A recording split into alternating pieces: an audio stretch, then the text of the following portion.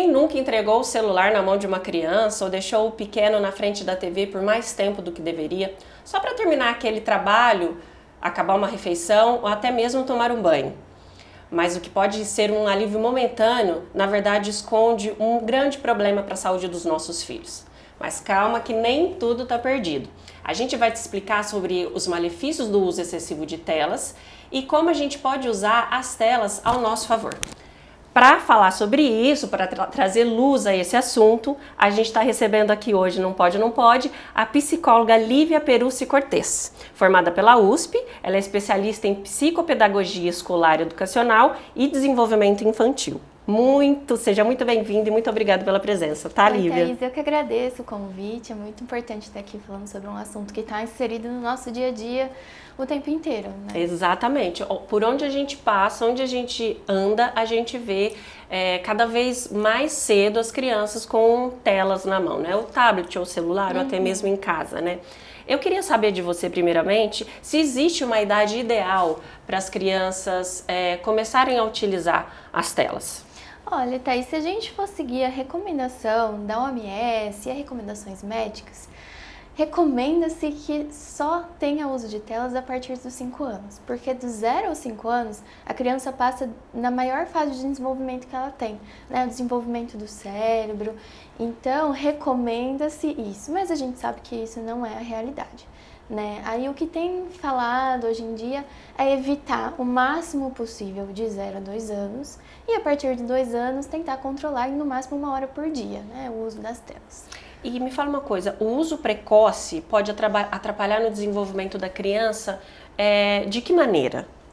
De várias maneiras, né? O desenvolvimento motor, principalmente na questão fina do desenvolvimento motor, porque a criança fica ali no celular, então ela não desenvolve o pegar, o tocar, o escrever, o desenhar, que são todas questões mais finas da nossa motricidade, né? Então tem uma diminuição desse desenvolvimento, o desenvolvimento cognitivo, porque muitas vezes as crianças estão usando essas telas para assistir desenho, para lazer e não de fato fazendo uma atividade que requer um pensamento lógico, um quebra-cabeça, né? Para desenvolver o cognitivo, a dificuldade na fala, porque as crianças acabam ficando muito tempo sem o contato social, sem essa socialização necessária para ela aprender a falar, para ela aprender a se desenvolver, para ela socializar. Então tem uma questão do desenvolvimento da fala também, que é muito importante. Enfim, eu acho que em vários sentidos a tecnologia, quando ela é usada de maneira muito abundante, traz um prejuízo no desenvolvimento de todas as formas, né? Olivia, engraçado isso que você falou, né? Porque a gente imagina, por exemplo, nos joguinhos educativos que existem no mundo digital. Isso não quer dizer que vai desenvolver mais a criança que está usando esse tipo de joguinho do que um que está lá montando realmente o quebra-cabeça. Porque é o que você falou, né? O motor, né? Aquela... Exatamente. Uhum. Tem até alguns jogos que são educativos, são legais, mas todos tratam mais de uma questão lógica, de quebra-cabeça, né? Não traz essa questão do tato, do pegado, do ver, de diferentes cores, de você pintar. É tudo uma questão mais cognitiva, então fica mais para esse lado a questão do desenvolvimento através das telas, né? E você até comentou, eu achei muito interessante a parte da fala, porque a gente imagina, tá vendo o desenho lá, ele vai aprender a falar, porque no desenho ensina, né? Tem até esses desenhos de repetição, né? Repete comigo, fala isso, que cor é essa? Isso não quer dizer que a criança vá aprender mais do que o contato, ou com os coleguinhas, se for para a escola, ou com a própria mãe, os próprios cuidadores, né? A criança, principalmente a criança mais nova, ela aprende através da imitação. Ela imita as pessoas, então ela imita você falando, imita você comendo, ela tenta imitar o outro. E aí você fazer isso só através da tela, ela fica muito restrita àquele desenho, àquela forma de falar, àquela forma de agir. E quando ela está na socialização com os pais, com os amigos, ela vai tendo contato com as diversas formas de falar, de agir, de pensar. E é assim que ela vai se desenvolvendo com mais saúde. Sim, as telas, eu acredito que elas facilitam muito as coisas para a criança, né? É tudo muito pronto e isso acaba deixando, eu vou usar esse termo, tá? preguiçosa, a cabeça da criança fica preguiçosa, porque tá tudo muito ali, né? Ela pode ver o desenho que ela gosta na hora que ela quer, não consegue, ela consegue, aliás, ter um prazer imediato, né? Tudo que ela precisa tá ali num clique. E aí entra a questão do desenvolvimento emocional, que é atingido também, né? Porque é isso, a criança fica com baixa tolerância à frustração. Porque tudo que ela quer acontece na hora que ela quer, ela acha na hora que ela quer, ela começa e termina o jogo a hora que ela quer, né? Não precisa discutir a regra com um amigo, não precisa aprender a perder. Então ela fica com baixa tolerância à frustração e depois, quando ela chega na vida real, fora das telas, ela não sabe lidar com as amiguinhos ganhando dela, com as competições, porque ela fica ali naquele mundo, né? Só do celular. Olivia, e em questão a crianças maiores, assim, o que você destaca de problema maior que pode acontecer nesse uso excessivo de telas? Por exemplo, um pré-adolescente, um adolescente que está criando a sua comunidade ali, né? Está criando a sua pequena sociedade com os amigos. A gente vê que é muito comum os adolescentes terem os amigos online. E isso, de certa forma, é até saudável, né? A gente vê os adolescentes jogando videogame online, tá conversando com outras pessoas. Então, tem um lado que é saudável, mas tem um lado que é a parte que os pais precisam fazer de conversar com os filhos, dessa orientação, porque é muito fácil também cair em conversas com pessoas que não tem boas intenções ali com aquela criança, com aquele adolescente, né? E ela vai sendo influenciada por isso. O adolescente está numa fase que é o ápice da curiosidade, de querer descobrir, de querer tentar, de querer enfrentar, de fazer algo diferente, de tentar se achar no mundo. Então ele vai experimentar. Se tem alguém na internet falando para ele experimentar alguma coisa diferente, ele vai fazer, seja um comportamento, seja, né, uma droga, uma bebida. Então por isso que vale a máxima atenção dos pais. E quando a gente fala em conversar, não é sentar e falar, é sentar e escutar. Escutar o que o seu filho está falando, com quem que ele está conversando, perguntar como ele tem se sentido, como está sendo essas conversas, se ele se sente bem falando com tal amigo. Porque se a gente sentar e ficar falando, ele já sabe. Então a gente tem que ouvir a criança, ouvir o adolescente, para a gente pensar no que fazer. Olivia, e isso tem acontecido muito, a gente vê, né, noticiado, adolescentes que fazem desafios, né, Sim. e acabam, alguns morrendo até por conta desses desafios. É muito isso que você falou, né, ele tá curioso e ele quer mostrar para o outro, né, criar essa identidade, não, eu posso, eu sou capaz. Exato. E o adolescente não tem ainda essa noção de causa e efeito, né, eles não medem as consequências. Eles não são adultos, lógico que não são mais crianças, já entendem, só que não tem essa causa e efeito, né? Esse botãozinho ainda não tá ligado, né? E eles levam todas as orientações dos pais como se fossem pais antigos, pais que não deixam fazer nada. Eles não conseguem ainda ter esse olhar que é um cuidado, né? Então, muitas vezes fazem de birra, não é birra, né? Eu não gosto de usar a palavra birra, mas fazem como um desafio para se provar, para provar que não precisa desse cuidado, mas que ainda é necessário. Sim, sim. E o uso indiscriminado de telas pode trazer dependência, como outras drogas mesmo. Tem até um caso recente de uma novela que abordou sobre esse assunto, né, dependência, como uma dependência química, né, de álcool, drogas, enfim. Me explica um pouco sobre isso. Traz, né? Eu acho que a gente pode pensar no nosso dia a dia. A gente não tá fazendo nada, senta no sofá, pega o celular. Entra no carro, antes de ligar o carro, a gente vê o celular se tem uma mensagem, se tem alguma coisa. Então traz sim essa dependência, parece que a gente não consegue desligar, a gente quer sempre saber o que está acontecendo, se alguém está falando com a gente. E muitas vezes você tira o celular do adolescente, ele fica desesperado, parece que ele não tem outra saída, ele não tem outras opções do que ele vai fazer. E aí funciona um pouco igual a droga, assim, né? Do que, nossa, eu não tenho a droga, o que eu vou fazer agora para preencher esse lugar? Né? Então entra, assim, nesse lugar de um vício mesmo. E é como se fosse uma parte do corpo, né, Não só de adolescente ou de criança, não, porque a gente, como você falou, a primeira coisa que abre o olho já pega a mão no celular para ver se alguém mandou mensagem na madrugada ou, né, eu sou muito assim, eu me policio, mas se alguém me manda um WhatsApp, eu já quero responder na hora, eu não deixo a pessoa esperando, porque para mim parece uma falta de respeito. Então eu paro que eu estou fazendo uma outra coisa, isso entra num lugar muito delicado, né, da gente sempre colocar uma necessidade de atender o outro do que falar, não, pera, cada coisa no seu lugar, né? Exatamente. E isso eu como adulto, imagino uma criança e um adolescente. E aí que entra a importância de colocar o limite, né? Não é a questão de você tirar o acesso da criança ou adolescente ao celular, das telas, acho que principalmente o adolescente, porque o mundo deles estão ali, né? Você acaba até deixando um pouco excluída se você não dá essa oportunidade dele manter o contato nos grupos do WhatsApp, enfim, mas é colocar o limite, né? Explicar o que é ser necessário. Eu vi uma reportagem recente do Fantástico que falou um pouquinho sobre isso. Sim. Teve uma analogia que uma profissional falou que eu achei tão interessante. Ela falou assim, é como se a gente oferecesse o fogo para o adolescente e não falasse assim, olha, toma cuidado porque queima. Não, você só dá o celular e deixa lá se virar. Sim. Você precisa ensinar que aquele fogo queima, que machuca, a forma de você manusear, o que pode ser feito, por exemplo, você pode fazer uma comida maravilhosa com aquele fogo. Então, isso pode ser feito com o celular também. Qual é o uso maravilhoso que você pode usar o celular? Sim.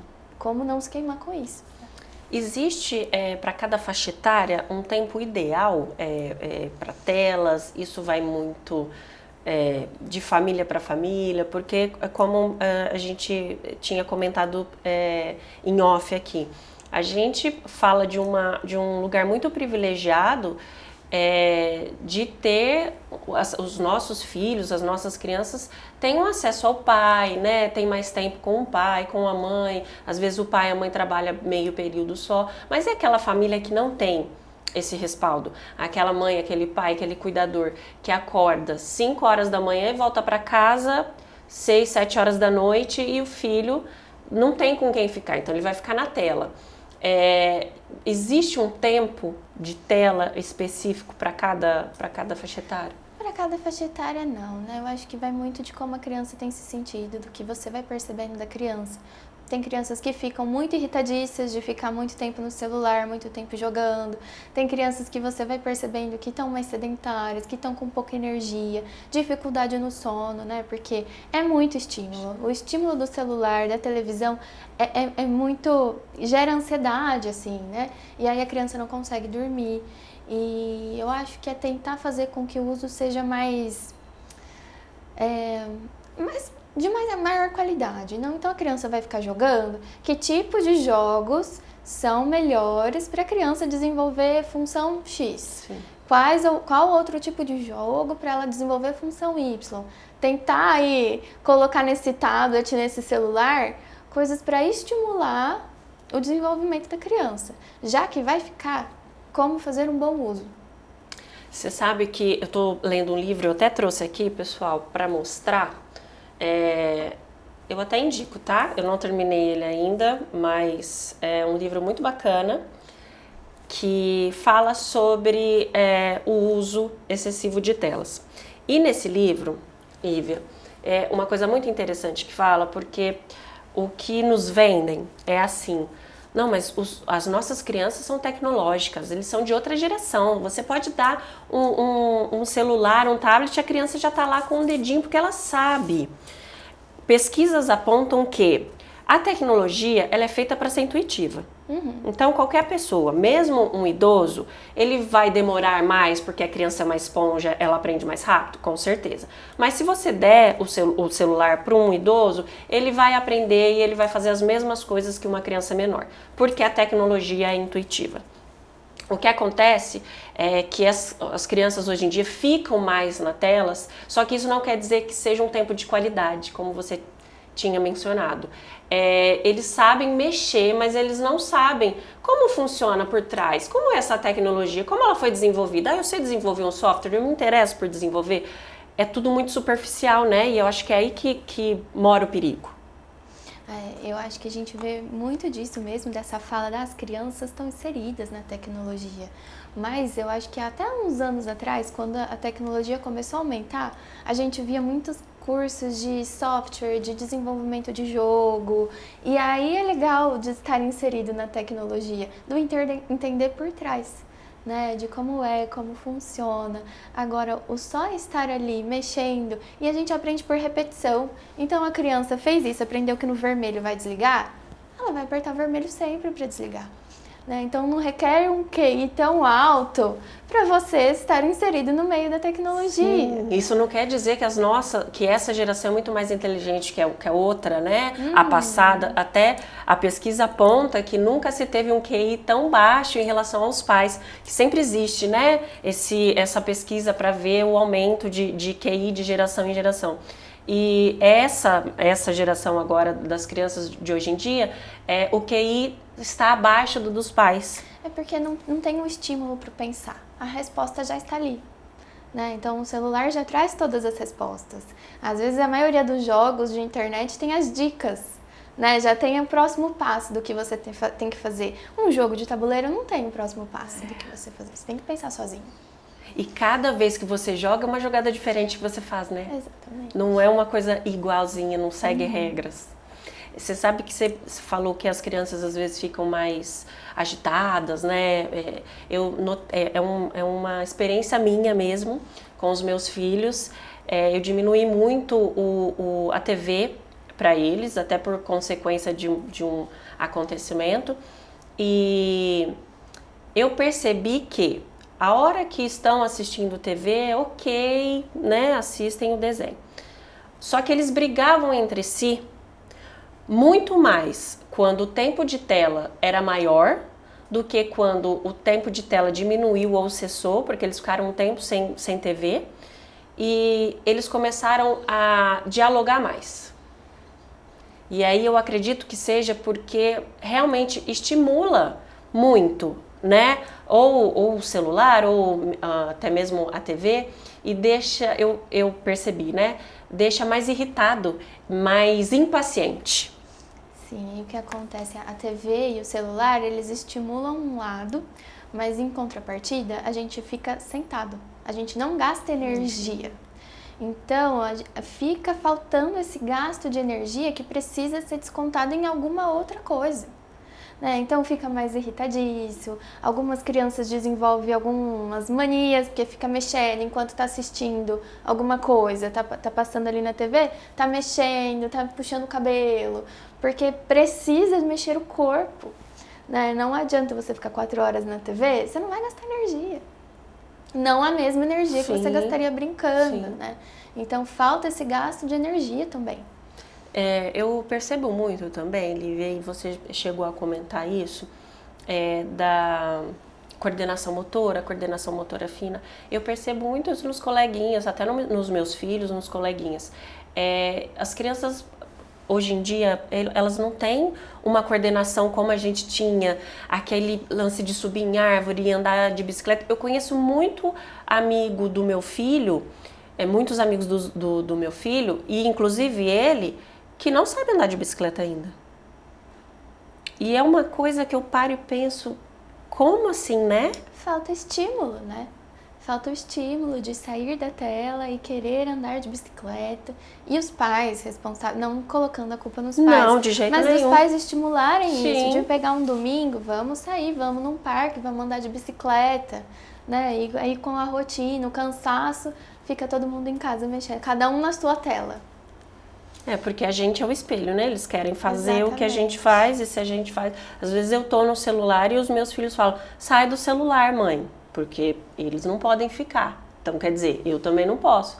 E aí eu vou explicar que estou trabalhando, mas cai nisso também. Acho que o adulto também precisa ter aquele horário dele, né? Não ficar o dia inteiro lá. Exato. Porque você não fica o dia inteiro trabalhando, né? Você trabalha, se você é CLT, por exemplo, você trabalha às 8 horas, vai para casa... E hoje em dia, né, a gente trabalhando de casa, home office, ou até mesmo empreendedor, empresário autônomo, a gente acaba não tendo tempo de outra coisa e estar disponível sempre. E não estar disponível para o filho. Sim, eu acho que dá para fazer um uso legal da tecnologia junto, em família, né? Existem muitos jogos que são jogos de roleta, que trazem perguntas. Eu já vi até aquele jogo Twister, que você tem que colocar a mão, assim, que traz alguns desafios do que fazer, que vão falar para você mexer o corpo, vão falar para você fazer uma dança. Então não dá para desapegar totalmente da tela, vai ficar muito difícil para a criança. Como fazer isso fazer parte da rotina familiar de um jeito saudável? Né? E uma dessas formas é essa, achar esses jogos mais interativos, ou colocar um filme, então, que todo mundo vai sentar e vai assistir junto. É transformar numa coisa familiar e não individual, cada um na sua tela. Cada um num cômodo, vendo, enfim, o que tiver ali. Né? E me fala uma coisa, a criança tá dependente da tela ali. Como fazer, assim, um desmame dessa tela, consciente, respeitoso, porque eu penso assim, fui eu que dei o celular na mão dele, não foi ele que pegou, né? Eu sou o responsável, os pais, os cuidadores são responsáveis pelo que o filho consome, enfim, a gente é responsável pelo filho até, eu ouso dizer que até casar, até morrer, porque, né, lógico, guardar as devidas proporções, mas a gente é responsável pelo que, principalmente quando eles são pequenos. Eu preciso dar fazer um desmame respeitoso, né? Como qualquer outra esfera da vida da criança. Os pais precisam ser respeitosos com os filhos. Como fazer isso, Lívia? Eu acho que de maneira gradual, né, para não ter tanto impacto, porque é uma coisa que a gente está acostumada, né? É como se do nada alguém falasse assim, você não vai tomar café de manhã todo dia. Você não vai conseguir. Então você vai reduzindo aos poucos, o que é importante, porque senão não vai dar certo. Você precisa substituir esse tempo então por alguma outra coisa. Não adianta falar para o filho, você não vai ficar no celular, tirar o celular e deixar ele se virar. Né? Ele não vai conseguir encontrar, pelo menos não nos primeiros momentos, alguma coisa que vai satisfazer ele tanto quanto isso. Então fica da responsabilidade dos pais também de ocuparem esse tempo, de trazerem outras atividades que sejam interessantes para o filho, que possam estimular outras coisas. Até porque a gente dando essa orientação, ele vai conseguir depois fazer com as próprias pernas, né? Com certeza. Não vai depender também só porque, assim, às vezes também eu fico pensando, pai não é recreador. Para entreter o filho, ter que entreter o filho 24 horas por dia, né, Lívia? Eu acho isso também muito pesado para os pais, né? Cadê o ócio dessa criança, né? E a gente às vezes dá o tablet porque, ai, coitadinho, ele tá entediado. Mas a gente gosta do tédio, porque é nele que aparece a criatividade, que a criança vai inventar, vai ter os amigos imaginários, vai fantasiar, né? Vai pegar uma folha, vai escrever uma história, vai desenhar, vai pintar. Essas atividades livres que vão aparecer no ócio. Então é importante que a criança fique esse momento ocioso para ela poder desenvolver outras habilidades. Né? Então a gente vê muitas crianças também, se não estão no celular, está preenchendo a agenda com várias atividades. Né? Então tudo que ela faz tem regra, tem um motivo, tem um porquê, tudo é para ela aprender. E a criatividade? E o ócio? Né? Vai para qual lugar? Olívia, você lidando com crianças, trabalhando com isso, você percebe que esse tipo de criatividade, você tocou no assunto de amigo imaginário, eu não ouço mais falar sobre, eu tenho um amigo imaginário, realmente é uma percepção minha ou você que lida com isso, você que convive mais? O que eu tenho percebido assim é que de fato diminuiu os amigos imaginários e foi substituído por a pessoa do TikTok. Porque eu vi no TikTok, porque é fulana.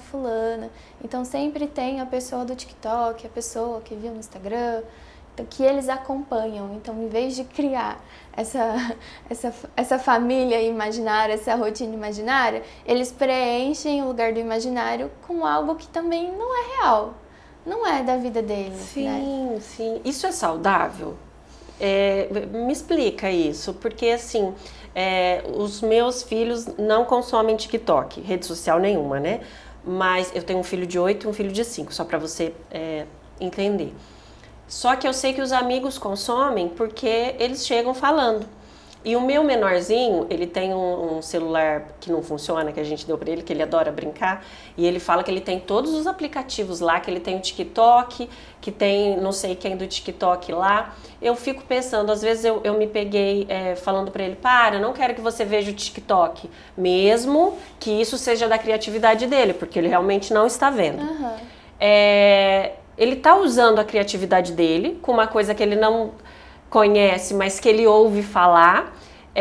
Eu tiro isso dele ou eu deixo essa criatividade aflorar? Porque ao mesmo tempo que eu corrigi, eu parei e pensei, não, mas é da cabecinha dele isso. Ele ouve e replica o que ele acha que é. Ele tá fantasiando, ele tá brincando de estar assistindo TikTok. Então não tem um problema, enquanto é uma brincadeira, né? Ele não tá lá usando o TikTok escondido de você. Não, ele tá brincando que ele tá vendo TikTok.